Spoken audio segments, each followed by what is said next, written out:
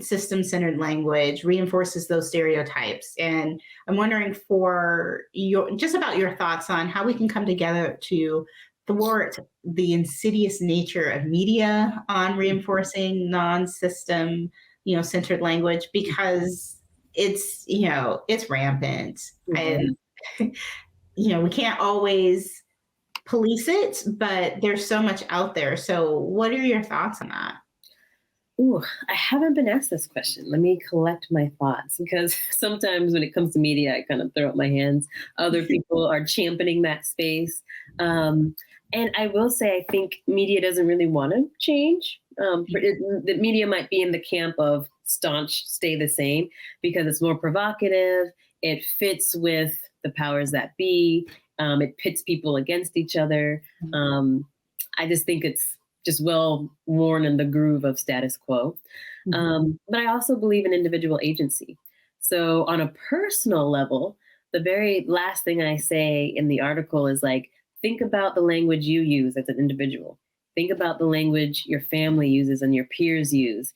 And try to think about slowly incorporating your own and changing your own language. And those closest to you, kind of grassroots out, will say, hey, why did you say it that way? People of the global majority, why don't you just say BIPOC? Or minoritized people, why not minority? And then that's a conversation between you and that person. And the hope is it will start a virtuous ripple of awareness and hopefully people trying it out in a different way. I know personally when my LGBT friends, didn't want me to say gay anymore. Oh, that's so gay. And I stopped. And then my other straight peers would see me stopped and like ask them not to say that around me. They're like, well, you're not gay. And I'm like, yeah, but even though I'm not gay, I don't like that anymore. And so it started a conversation, right? And then in your own writing, professional or otherwise, start using the terms that feel more in alignment to the truth of the situation. And I think the more people see it, just exposure kind of can magnify over time. But if we're thinking news media, that's going to be a harder one. I'm going to look to the people in the room to take that torch. There's an amazing quote from Denzel Washington, of all people, who talks about, how there's such a pressure to be first as opposed to being right.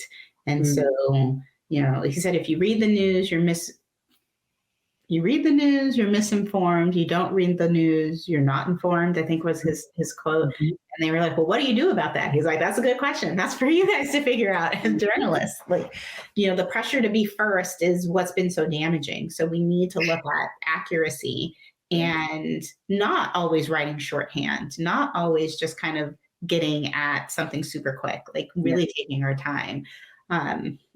Accuracy and humanity. Right. That part has fallen flat out. Right. You can only get two of the three of the triangle: speed, accuracy, and cost effectiveness. So I think we've got to kind of put that to the side and start thinking about making sure that accuracy and not speed is on the table.